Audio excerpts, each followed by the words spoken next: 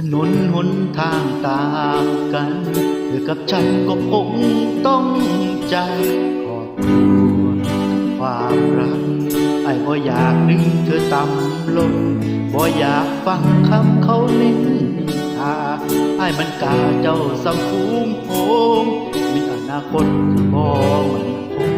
ในวงเราจดหมายเจ้าคือปริญญา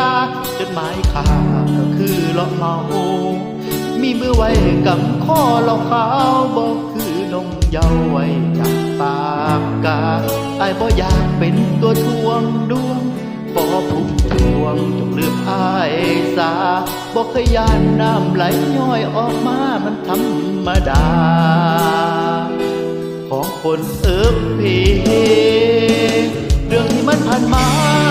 ถือว่าฝันอาจจะกดสวรรค์นรกดอกน้ำตาย่อยปอกปอกสิโอ้โอดเอาไอ้มันบ่โสมต้องแก้มน้ำเขาที่ตัวออกทางนั้นทางเจ้าสัญญาของสองเฮาให้เอาเกิมยำจากที่บุญบ่เธอเบิ่งพองหอขอผมหนักก็ซ้องเลาะตามกำหาเอาเดินทหารขอลำกำคอเหล่าขาวขอให้ลาไปถึงดวงดาวเขาบ่สมกัน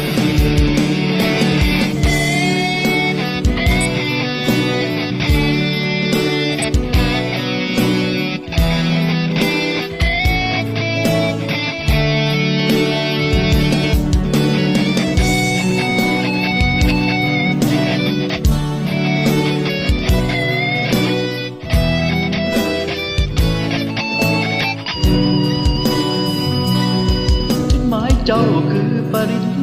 ญาจดหมายข้าคือเลาะเมามีมือไว้กำข้อเราขาวบอกคือนงเยาไว้จับปากกาไอ้บ่อยากเป็นตัวทวงดวงขอพุ่มพวงจงลืมอ้ายสาบอกขยันน้ำไหลย้อยออกตามันธรรมดาของคนเพเรื่องที่มันผ่านมาถือว่าฝันบอกให้โทษสวรรค์นรกขึ้นน้ำตาสิย้อยปอกปอกสิโอโอดเอาไอ้มันบ่สมดอกแก้มนางคนที่ตกออกข้างตันทางเจ้าสัญญาบอกสองเฮาให้เอาเกือบยำจากนี้บุญบ่เทิง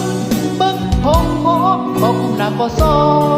เลาะตามกำหาเขาเดินหน้าบ้านหมอลำกำคอเหล่าขาวขอให้ลาไปถึงดวงดาวเฮาบ่สมกันขอให้ลาไปถึงดวงดาวเฮาบ่สมกันดอก